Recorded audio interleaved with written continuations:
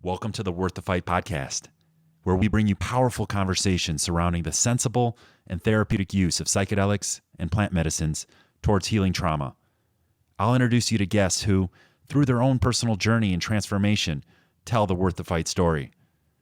I'm your host, Matt Simpson, author of Worth the Fight, Acting for a Better World, a guide to spirituality, psychedelic medicines, and overcoming trauma.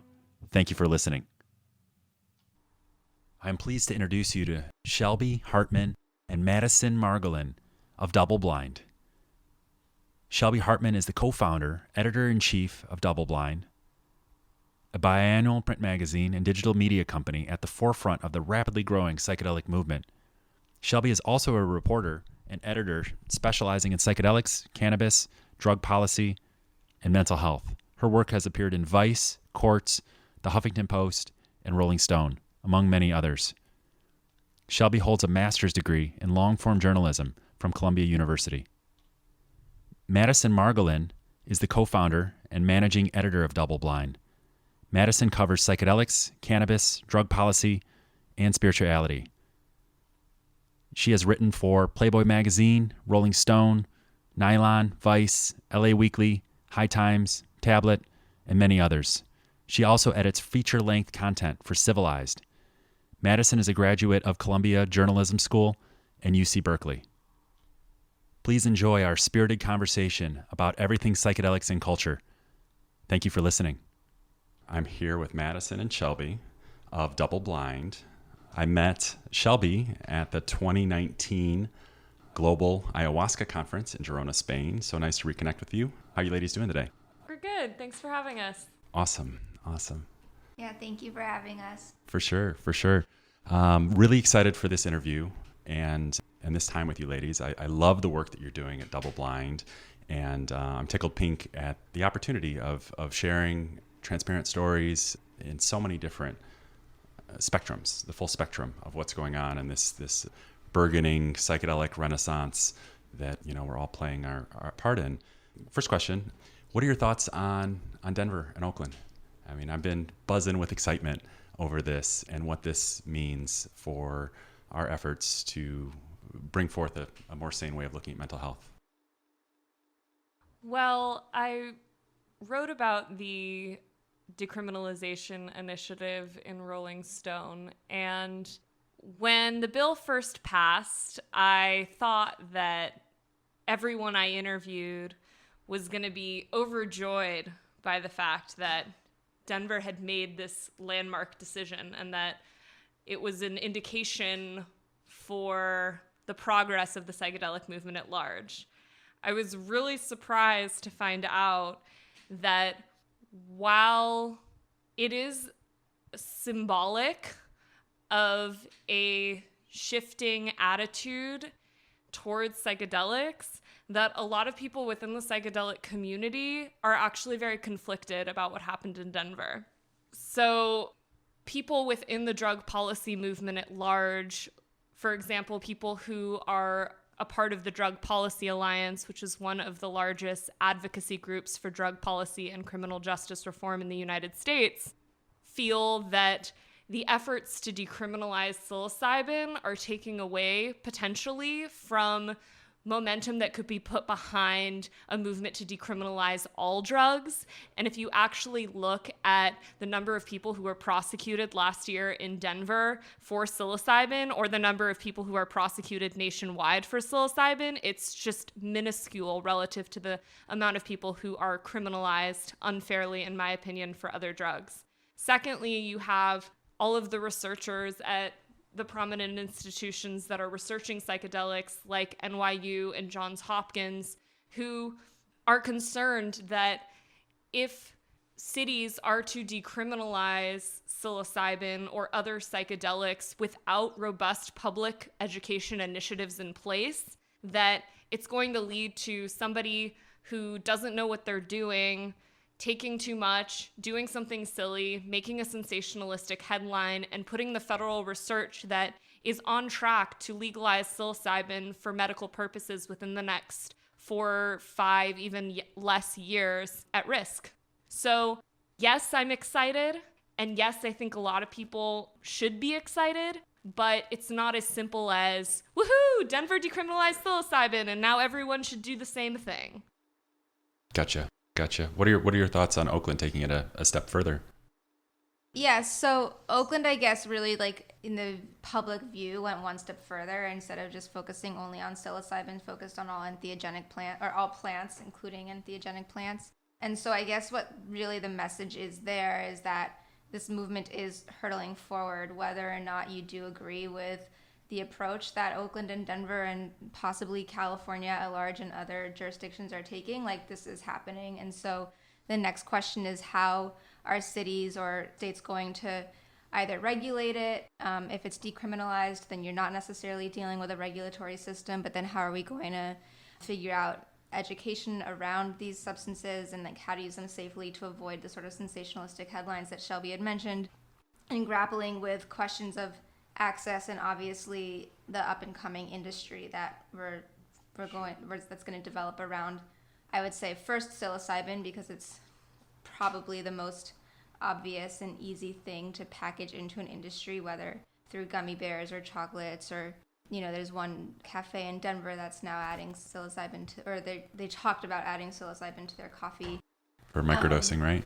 Yeah, and I mean that industry is going to develop at a rate that I think maybe we're not prepared for, and how it's interesting because the two industries are developing side by side, right? So you have the FDA approved route to legalization through psilocybin assisted psychotherapy, and that's going to be available. I mean, there are going to be questions of whether that's available to a broad range of patients in terms of access and affordability, if the therapists are trained to even kind of tackle the issues that these patients are dealing with. One question is training enough therapists of color to deal with like race-based trauma and things like that. But then at the same time, you have a sort of a parallel industry evolving in the underground, like decriminalized sphere.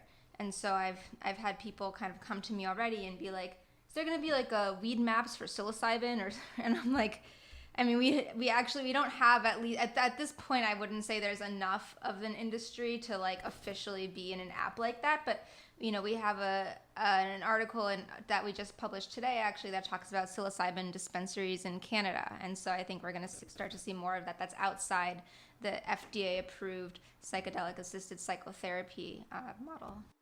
That's powerful. The education being central, resonates deeply with me. I'm excited, and I think that it's a powerful signal that this sends for anybody who's coming on this path, to think of like, whoa, and like, Shelby had said there was, and I think that, I'd read that article that there was only 11 or 12 people that were prosecuted in Denver for, magic mushrooms or psilocybin. And it's a minuscule amount. And there's, this, war on drugs that's going on that is, wrongly affecting so many more people but this being a place to start and a signal that it sends to people that are going to be coming on this path, and that they may find healing without having to go through some of the, what I affectionately call in my book, the bullshit incorporated limiting belief paradigms that we're slowly shifting, and they can go right to their healing, and so that's why I'm excited. And but yes, the importance of education, of making sure that all of these things that are aligned with this movement are keeping pace, and I think that's really important, that you ladies are sharing these stories and sharing your perspective. And I'm really excited about the announcement I saw on Facebook today about your launching the online portion of DoubleBlind. Can you share a little bit about that? And congratulations for that. Thank you. Thanks. Yeah, it's been a couple months in the works. Just for those of the audience, members of the audience who don't know, DoubleBlind is biannual print and digital. So we launched our first print in June, and our next one's coming out in December. So a couple of those stories are going to be online, not all of them. There's still a reason to, of course, buy a copy and read it cover to cover, which is what we've been excited about. A lot of people have said we read the whole magazine in one sitting, and that's, kind of a practice in mindfulness and just like sitting down and reading something. But to your point about the online portion is, yes, we today put up a handful of stories online, and then every week going forward, we're going to be adding to that. And Yeah, what else about the online? We'll have art, poetry, obviously regular articles. Very exciting. Yeah. Very exciting. What was the inspiration to start DoubleBlind? It just felt like good timing. I mean, you said yourself that we are at the cusp of sort of a sea change when it comes to the way that we understand wellness and what it means to be effectively treated for mental health, as well as growing popularity of psychedelic content and psychedelics in general with, I mean, you know this very well, the popularization of ayahuasca in the Amazon, microdosing in Silicon Valley. I mean, you could go on. And we felt like it was time for a journalism company that was solely devoted to covering all of these topics in a really deep and meaningful way, but also in a way that is accessible and interesting to someone who might not already be intimately familiar with these conversations. So if you go to, Psychedelic Science or the World Ayahuasca Conference or Breaking Convention, or you could go on and on. I mean, there's so many conferences happening in the psychedelic world, many of which I'm sure you've been to representing heroic hearts. And they're filled with incredibly beautiful people doing incredibly beautiful work in the world. But a lot of people who are interested in psychedelics and or alternative healing modalities know nothing of that world. And even if they do, will never have the resources to get there. And so DoubleBlind is a way for us to bring that to them. I think that's beautiful. I think that's absolutely beautiful. You had mentioned earlier the article that you're working on with Heroic Hearts Project and Ayahuasca Privilege, and that resonates with me. I saw that title today. I'm really looking forward to diving in to the online. I have the hard copy, and I read a couple articles, and I was really impressed with your work. So thank you again for putting these vibes out into the world. And that notion of, and it made me think and pause and I share openly and candidly about, my overcoming of childhood sexual trauma and, back in, December of 2014, having my first ayahuasca experience and having this incredible, profound healing that I could do because I had the resources to do and I had the privilege to do. And I too feel a sense to give back, but I love that both of you are advocating for the masses of people that don't have, $3,000 just sitting around where they can hop on a plane and cruise down to Costa Rica or cruise down to Peru. And because in many respects, the people that don't have the financial resources, are the ones that need the healing the most. Mm-hmm. So kudos to both of you for taking that and for advocating and sharing transparent media, to wake people up to some of these realities. Thank you. Yeah, that story on DoubleBlind, it's called The Ayahuasca Privilege, and the subheadline says something to the effect of, ayahuasca may be incredibly healing, but most people can't afford it. And I think that, in the news, we have seen in the last 5 to 10 years a growing amount of coverage around ayahuasca.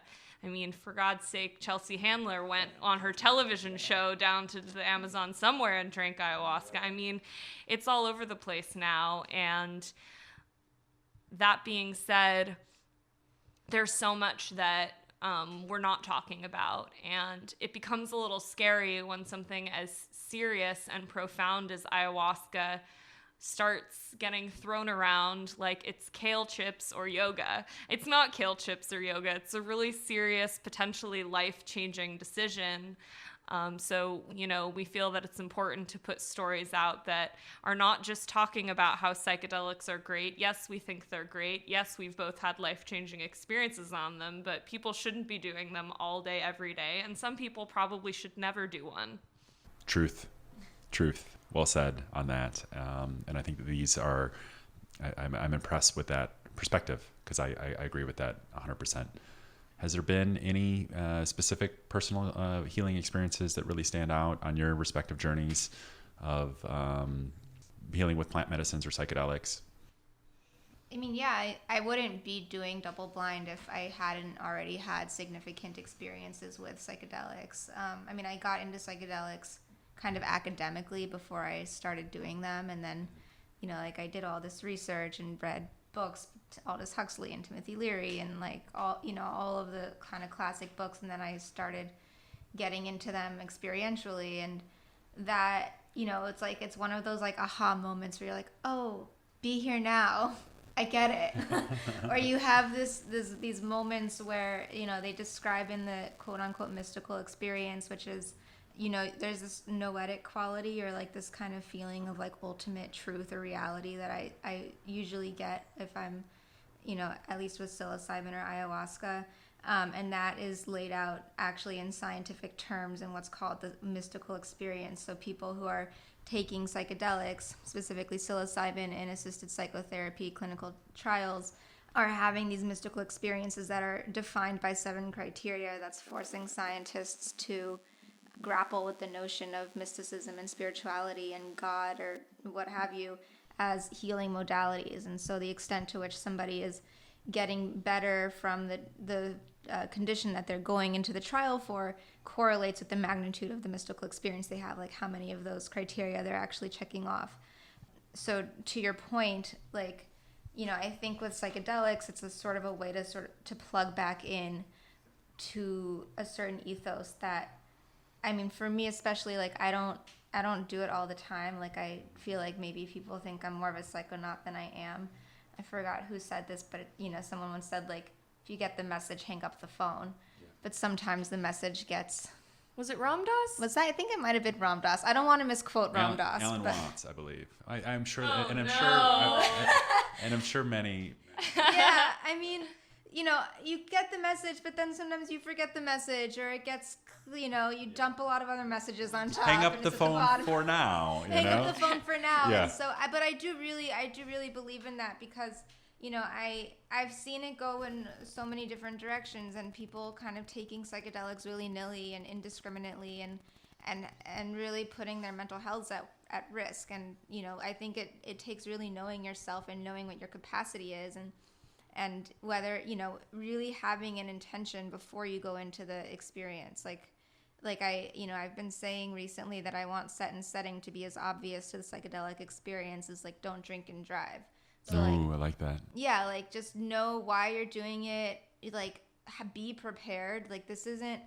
I mean, there is something to be said about spontaneously taking a psychedelic at a festival or in the forest or with your friends, and like that happens, and that can be magical, and that's great. But if you have a more sensitive psychology, I think it's important to take the necessary precautions. I don't know if I answered your question thoroughly. Maybe Shelby has something better on. Or not. About my personal experiences? Yeah, I don't know. I think you went around the world and back on that one. It's hard to put into words, which is also one aspect of the mystical experience is ineffability. Ineffability, that's one of the four traits. One of the 7, yeah. Yeah, I mean, ayahuasca changed my life. It did. And Bia Labache, who's a founder of Chacruna, I'm not sure if you know her, but she's quite brilliant, and she's spent a lot of time in the Amazon. She's an anthropologist, and she talks about the value of holding your experiences close and not analyzing them to death. And so maybe that's a cop-out. Maybe I'm just saying that because I don't feel in this moment like I want to get into the intricacies of what I've seen or what I felt or what I purged, all of which was a lot. But I think that it's really interesting what's happening with the field of psychedelic integration therapy. It's the field, for those of you who don't know, that's emerging now that is based on helping people both prepare for and process their psychedelic experiences. And a huge part of sort of the positive outcomes we're seeing from the clinical trials at Johns Hopkins and other universities is a result of integration therapy. But I do think that personally that we live in a culture which encourages us to just really go down the rabbit hole when it comes to dissecting things. And as Madison was saying so poetically before, psychedelic experiences transcend words. And so to try to convey to someone what a psychedelic experience is like, or even what drinking ayahuasca is like if they've only ever done psilocybin and LSD, is like trying to explain to someone, Yeah. I mean, what is music if they're deaf, or what is love if you've never felt it? I mean, that's really how I feel about psychedelic drugs and the impact that they've had on my life. And I mean, if you want me to get really specific, I could tell you that when I was in college, I realized I needed to be nicer to my mom. Thank you, acid. Thank you, acid, for that one. But I mean, I guess one thing that I've come to, one of my more recent experiences was with 5-MeO DMT, and one thing that I'd never really experienced, or I never knew that I experienced with other psychedelics, was this whole sort of bodily sensation. Like, this isn't just going on in your head or your heart, it's going on throughout your entire body. And my therapist was, as I was doing it, was explaining, she's like, you're reprogramming your nervous system, you're learning how to breathe, you're breathing through all these things that you've been holding on to. And I think to an extent maybe I did that with ayahuasca, but it just, in a group setting, you're not getting that sort of individual attention, so you're maybe not as aware of that happening. But I think through psychedelics, what you learn is, it means mind manifesting, but this really isn't only about your mind. It's really about how do you embody the practices that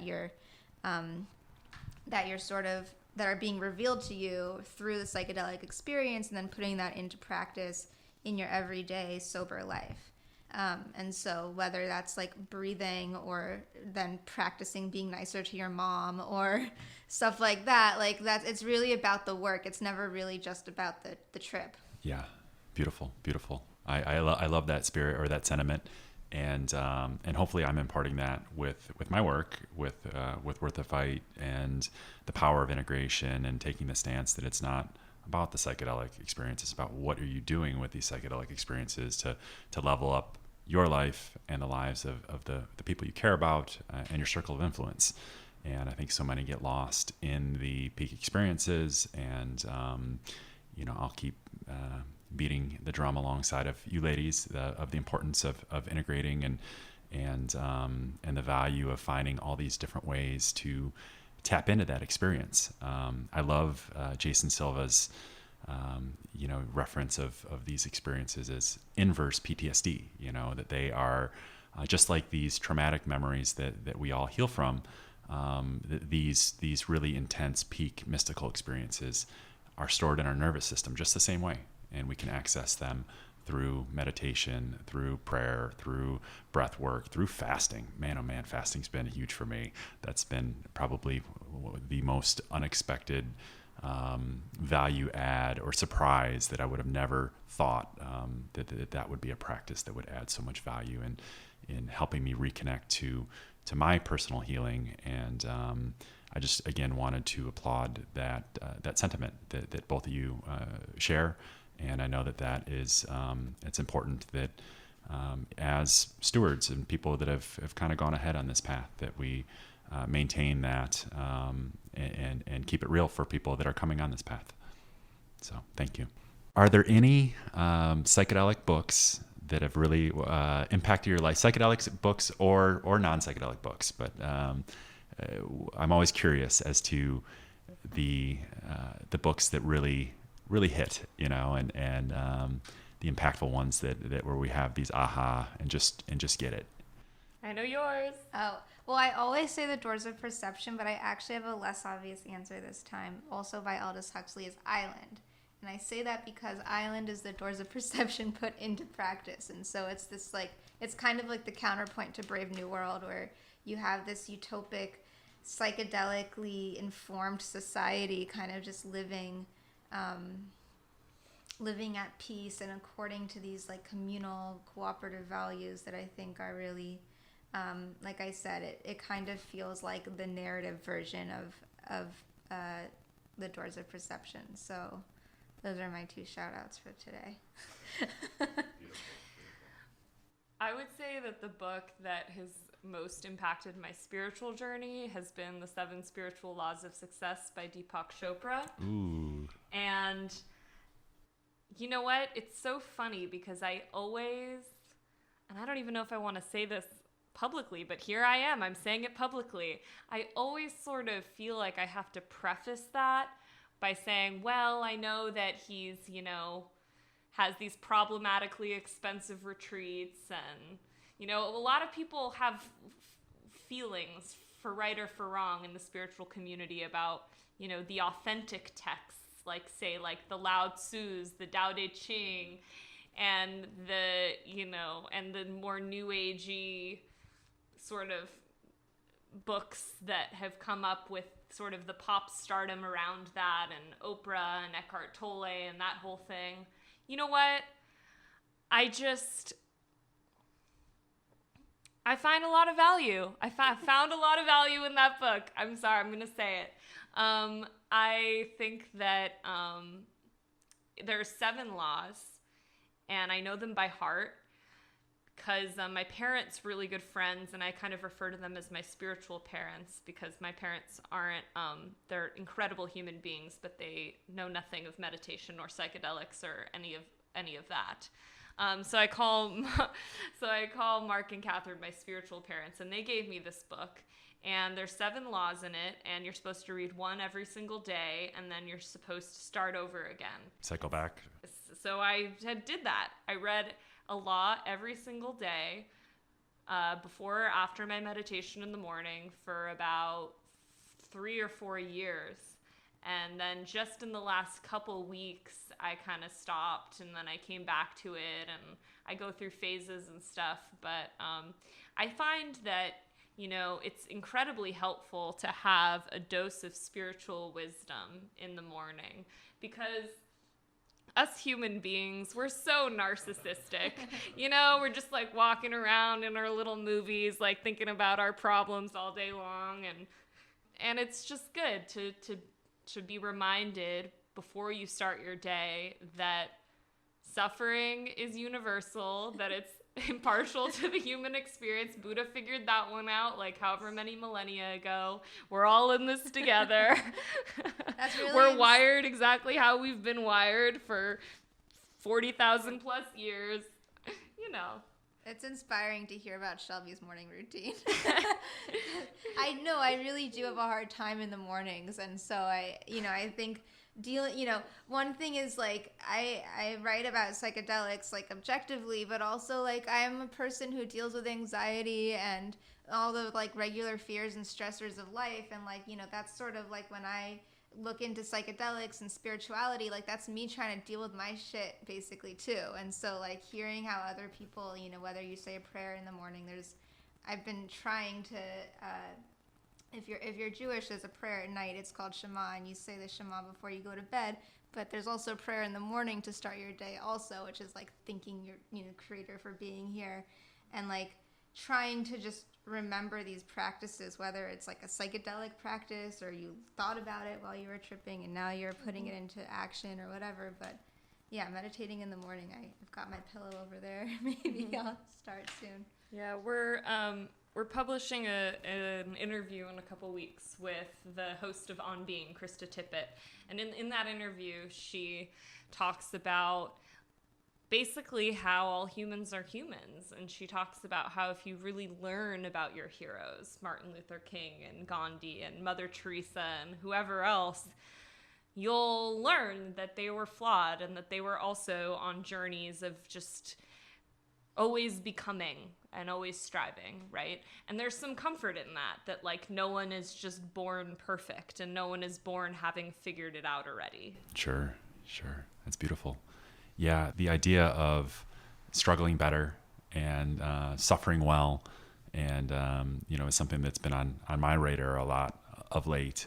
To your lady's point, that we can have these incredible experiences, but we can't outrun the human condition, And I loved your breakdown of the 7 laws. I read that book a long time ago. I'm going to revisit that little guidebook. That was one I carried around for some time, and I hope to check out The Island sometime too. So that sounds like a wonderful text. And it was strange. The book that really hit me more than any other book was the book Stealing Fire. Have you ladies read that? Mm-mm. And I get this response sometimes, which is kind of it's a book written by Stephen Kotler and Jamie Wheel, and they don't even mention the word ayahuasca in the book, but it's all the neuroscience of flow states and healing, and for me that helped me to understand, my healing, is in terms of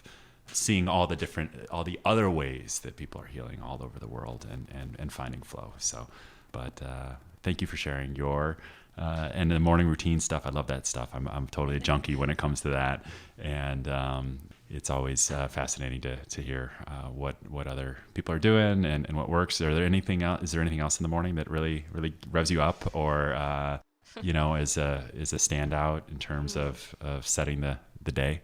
Cat memes. Cat memes and Tinder. Just kidding. Sorry. I'm really specific about what music I play in the morning. I need music and cat memes in the mornings. Not Tinder. I don't know. Really? No, I really do. Yeah, I like to play music. No, really with the cat memes? No Oh. cat memes. Oh, really? Yeah. I'm kind of monotone, so sometimes. Well, laughter's good in the morning. Laughter's the best medicine, and to start the day with some cat memes. I wonder how many Americans wake up every morning to cat memes. Maybe you should start texting me, and I'll wake up to a text from Shelby that's specifically a cat meme. I'm sorry, we're digressing. We're supposed to be talking about healing. Yes. And that's healing. It is super healing. Yeah, Humor laughter. healing. Indeed. Absolutely.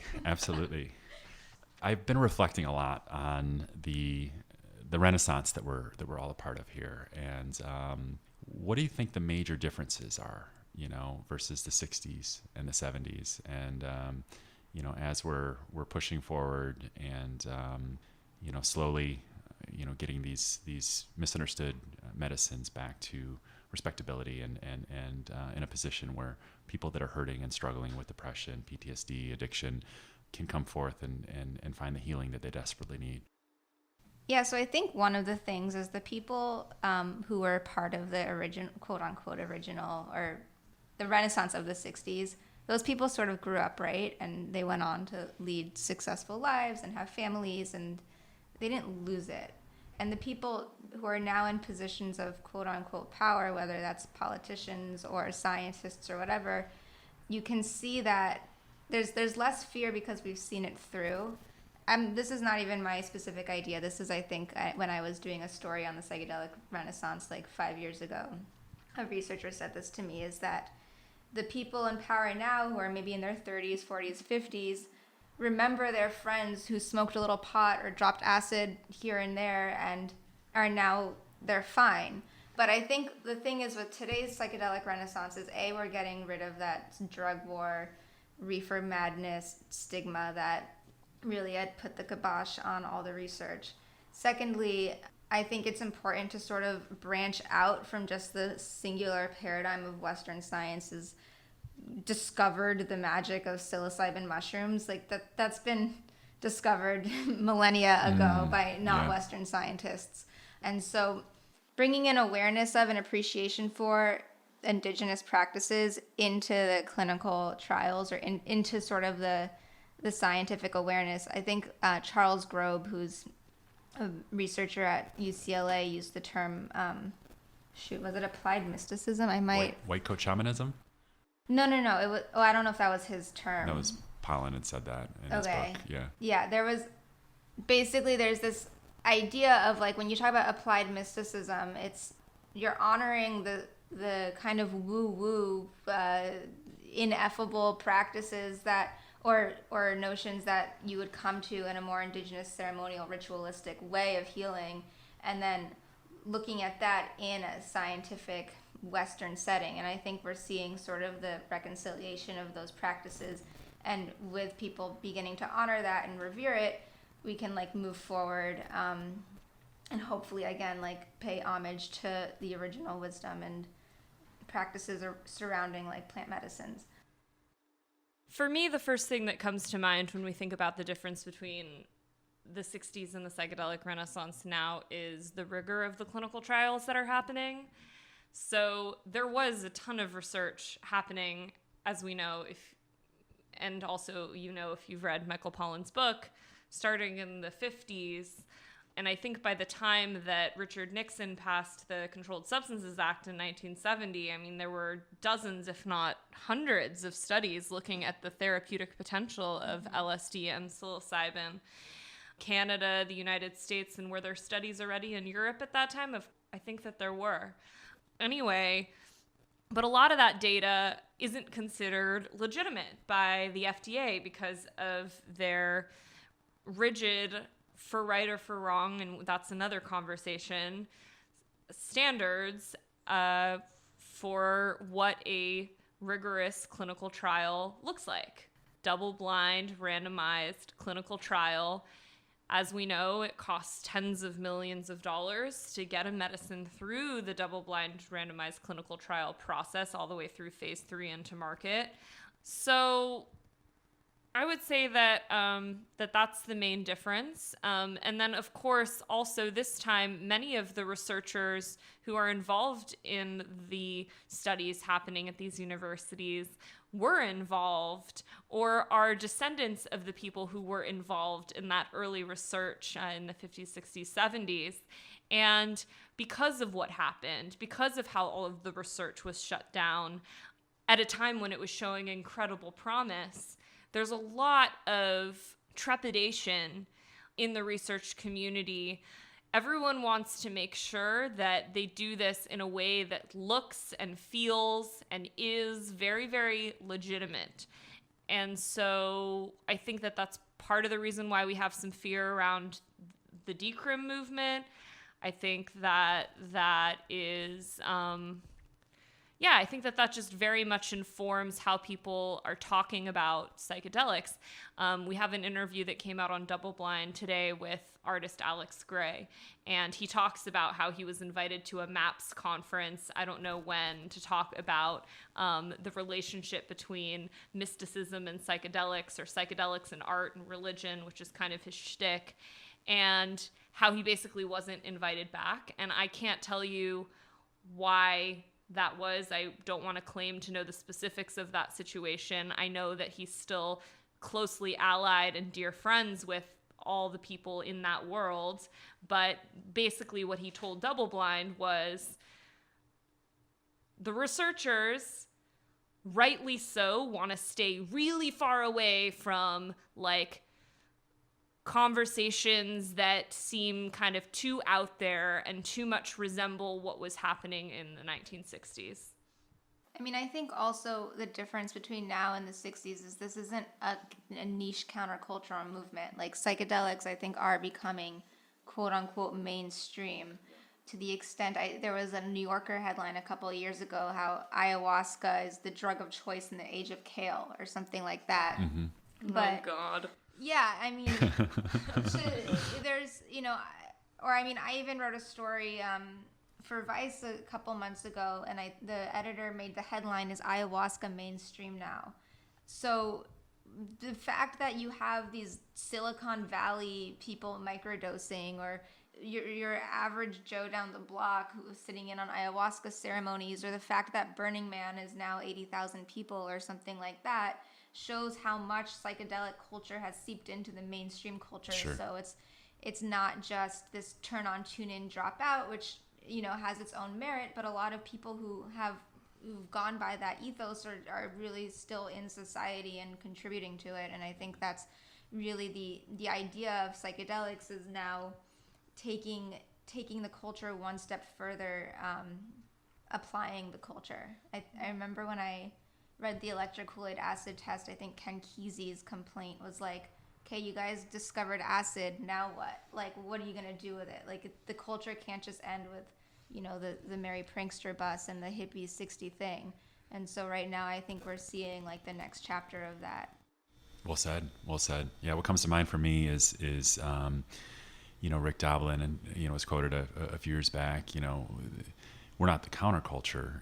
The psychedelic movement is not the counterculture. It is the culture. It's so deeply embedded in our culture, and getting a second chance at this right now, 40 to 50 years removed, to get this right. And I think that right now we're in a time where there's a little bit of pressure to get it right. We have a hole in the roof and there's all this talk and confusion and information that's coming our way that distracts us from that.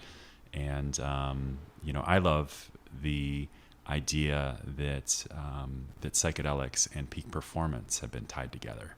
I think that to your point about people contributing to culture, and the Tim Ferrisses and the Joe Rogans and the Aubrey Marcuses that are really putting inspired content out into the world and showing and speaking vulnerably about their healing experiences and overcoming, in an effort to invite others that are struggling and stuck in the darkness to come forward and heal, and not just heal and drop out of society, but heal and become world beaters, and take on, everybody grab a shovel and find a way to help out. There's enough people hurting, and and for me, that's been something that has changed my life, the service work with our veterans. Well, I think also to the point about, specifically a lot of the trials are targeting like people from more conservative backgrounds, like, putting veterans or people who are dealing with cancer. These aren't like out of this world, like hippie dippy people, but people who America or the general citizen or whatever can relate to. Another point that I wanted to make also is that the precedent has already been set to an extent, like in two ways. One, I want to credit Ram Dass, who was a psychedelic researcher at Harvard, back then was known as Richard Alpert, went to India and he kind of brought back yoga to the West, and now think about or yogic philosophies to the West. And I want to kind of credit him with like helping that go mainstream. If you think about how mainstream yoga is right now, psychedelics can sort of follow suit. And also in the same way, cannabis legalization was once a niche issue, and today Bernie Sanders like added that right on his platform. I love that. Yeah, I saw that. And it's not niche anymore. There's a congressional caucus SPORE that is basically tackling these issues at the federal level. So there's a very legitimate movement to talk about psychedelics and to bring the political awareness to these medicines that maybe didn't exist before. Beautifully said. Thank you. It's an exciting time, and there's, I love to hear, the work that you two ladies are doing. Again, like we had said earlier, everybody's, playing their part, and I love to hear your insights. And this just came to mind. I saw Michael Pollan speak in Chicago before I left, and big fan of Michael Pollan. I just listened to it. I read the book last summer, and I listened to the audiobook in his voice. And there's just so many nuggets of wisdom that he's imparting, and being a steward and an elder that walks this path with integrity, and the brave work of just putting it out there. But I was shocked that in the hour and a half conversation, he didn't mention the veteran plight once. We didn't. I'd asked my friend Heidi, who was at the talk with. I was like, did I miss that? And I know Shelby has read part of my book and knows that I'm a softie for the vets and the vet work, and have been in the trenches with our warriors for the last few years, and look at them as our world's greatest hidden resource, potential strength. If indeed we seek to have peace. And I just wanted to get your thoughts on the veteran work, and I'm excited to read this story that you had said that you had one with the Heroic Hearts Project, and just wanted to get your impressions on the veteran plight and their struggles. Well, the VA is doing an awful job treating our veterans. Everybody knows that. My dad works at the VA, so I've also heard his stories.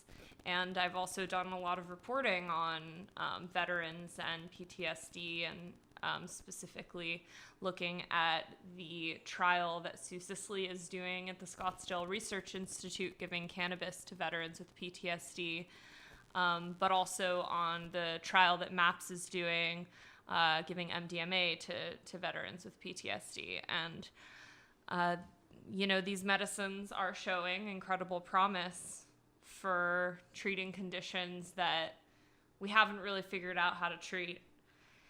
Yes, veterans deserve to be treated. I mean, I don't know what to say. I'm just thinking about the situation now. Opioids are overprescribed. We know that. Suicide rates are abominable. We know that. I would say that, it's the responsibility of the VA, if there's a treatment that's showing promise. I can't remember if it was last year or the year before, but Trump signed a bill that allows people to access treatments before they have made it all the way through the FDA approval process. And I'm really not sure what's happening with that bill and MDMA or cannabis, but my understanding is that whether veterans can access MDMA or cannabis, and we're not even talking about ayahuasca or psilocybin or any of the other drugs that have not been investigated in the United States for post-traumatic stress disorder, that it's super hodgepodge. Like, it's very much dependent upon where you live. I know that, like, the VA in Menlo Park, for example, Menlo Park, California, has a reputation for being pretty open about letting veterans access different kinds of treatments. If you are at a VA in a more conservative state like Texas, I mean, I have no idea. But I think that there are definitely still VAs where, if you went through all of the standard treatments and you got the prolonged exposure and they put you on SSRIs and none of it worked, and then you go to treatment resistant, you have treatment resistant depression, exactly, and then you get some cannabis from your buddy and you smoke it, and all of a sudden your nightmares go away, and all of a sudden you can sleep, and all of a sudden you can go out into the street with your kids because you're not having debilitating flashbacks, that the VA will not let you use cannabis because it's not legal federally and or in the state where you're located. Well, I appreciate that insight, and yeah, that is, that's been a central question, especially when you think of the breakthrough status that we see with MDMA assisted therapy and psilocybin assisted therapy. That we have the FDA that is on board and working hand in hand with these researchers to expedite this process, and we still have our warriors dropping like flies to suicide, and there's a disconnect there as to why aren't we getting this medicine to the people that need it and the people that have fought and served, and that is my the work that I'm doing, and we got some exciting things going on with the Heroic Hearts Project, and we're looking forward for a really strong push here in the weeks and months to come. And wanted to close up the interview here, and is there anything that I'd love for you to share, anything that we might have missed about DoubleBlind, or exciting projects that are in the works, or exciting stories, or something that you'd like to impart to the listeners? If you're not already following DoubleBlind Mag on all the channels, Instagram, Twitter, Facebook, go follow. Like I said earlier, probably we're having our second issue come out in December. And if you stay on our website now, doubleblindmag.com, you'll be able to keep up with our online content.